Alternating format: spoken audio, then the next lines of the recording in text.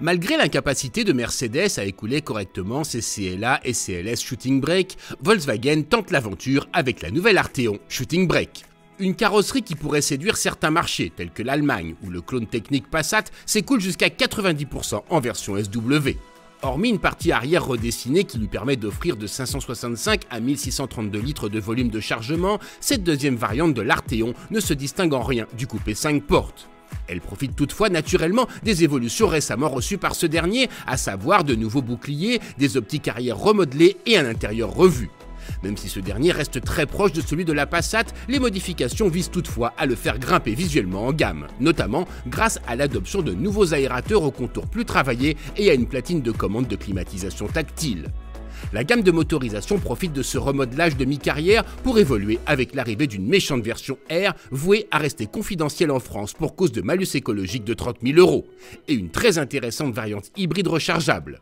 Reprise de la Passat, cette dernière associe toujours le 1,4 litre TSI avec un moteur électrique. Ce duo développe 218 chevaux, une puissance trop faible pour qu'elle puisse mériter le label GTE.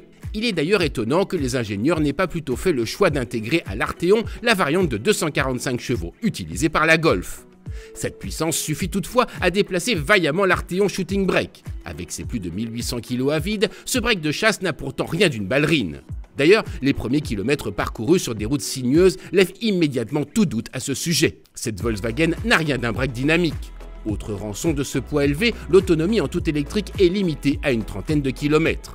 Mais la consommation en mode hybride, qui tourne aux environs de 7 litres au 100 km, reste toutefois très raisonnable. L'Arteon Shooting Brake hybride peut-elle alors être considérée comme une voiture plutôt ratée? Ce serait tirer des conclusions trop hâtives. D'abord parce qu'elle offre un niveau de confort très élevé, même si cette version ne peut pas bénéficier, même contre supplément, de l'amortissement piloté DCC. Ensuite, parce qu'elle reprend les qualités communes à la quasi-totalité de la gamme Volkswagen, à savoir une présentation soignée et un niveau de finition élevé. Enfin, parce que, avec un surcoût inférieur à 2000 € par rapport à la Passat SW GTE, elle permet de s'offrir à bon compte une auto bien plus valorisante esthétiquement parlant.